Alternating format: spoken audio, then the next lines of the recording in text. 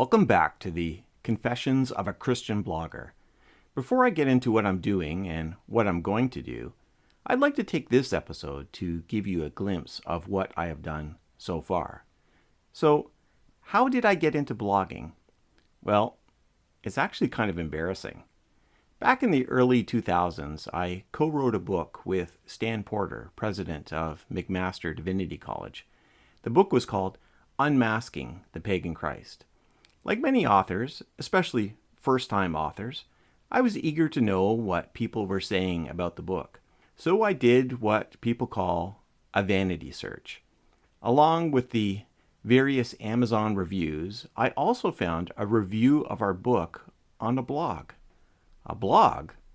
Short for weblog. It was a growing trend of short articles being published by people on websites designed for such a format. I was hooked. I started my first blog using that same platform, which was Blogger. The name of the blog was Down by the Bay because we lived near Georgian Bay in Ontario, Canada. It would later be changed to Down by Abbey because we moved away from Georgian Bay to be closer to our daughter Abby. The blog was a hodgepodge of everything, mostly personal stuff with some articles on autism, as two of our children at the time had autism, plus some posts on Christian ministry since I was a pastor. It probably was not the most effective blog, but I had fun. But then I encountered something that made me want to start a dedicated blog looking at Christian apologetics. I started this one on one of the WordPress sites that didn't require you to get a domain, and I called it Apologia. Having a blog on one topic really captured my imagination, and so I started a third blog with a Christian leadership focus. This one was called Casasium. Not the most accessible name. It was named after a retreat in Milan that St. Augustine spent some time at. Now I had three blogs, a personal blog, an apologetics blog, and a leadership blog. I wanted to tie these all together somehow, and so I bought the domain stephenjbedard.com and created a website that fed into each of these blogs. Perhaps a clever idea in its own way, but it really wasn't working. So I activated the blog feature on my website and imported the blog posts from my three blog sites and closed them down. Many of those blog posts are still on my site today. This was simpler. I had one website, even if I had multiple topics found on it.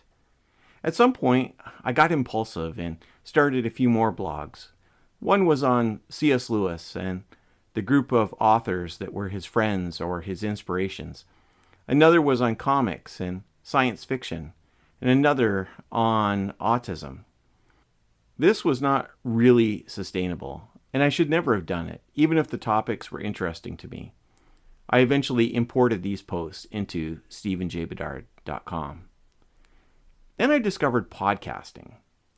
I started a number of podcasts, and one of them was on the history of Christianity. This got its own website. Because I wanted to promote my podcast, I started blogging on that site on Christian history. That site and podcast continues today. I also found myself deeply involved in disability ministry and theology. I continue to have a desire to coach congregations and leaders on how to be accessible and welcoming to disabled people. So that site continues today. I then found that many of the most popular posts were on something called the Jesus myth theory, the same topic as that book that I mentioned. While numerous Christians had responded to the Jesus myth theory, there was not much of a central place for that, so that topic got its own website. While it still continues, it's one of the ones that I consider closing down, folding it into either my main website or the History of Christianity site. My main effort is stephenjbedard.com, although the History of Christianity podcast site gets decent traffic and the podcast is doing well.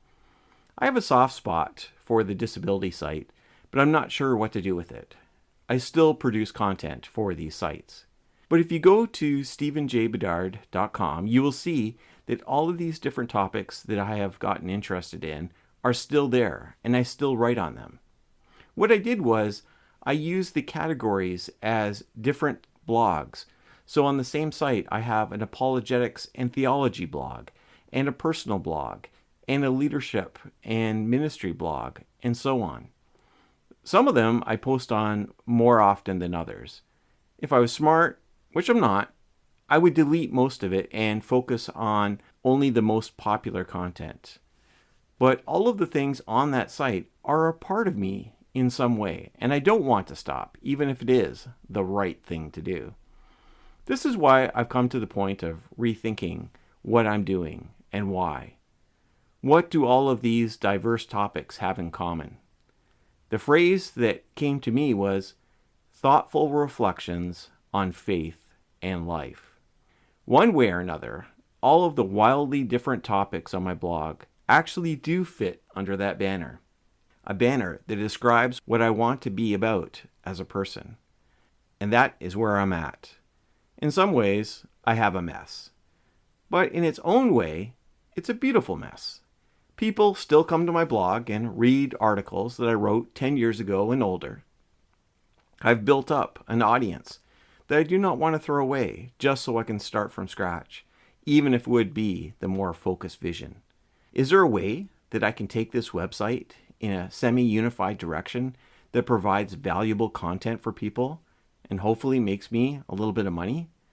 I think there is, and that's what this podcast is all about. Thank you for listening to this episode, and I will leave links in the show notes to my various sites so that you can see what I'm doing. Thank you, and God bless.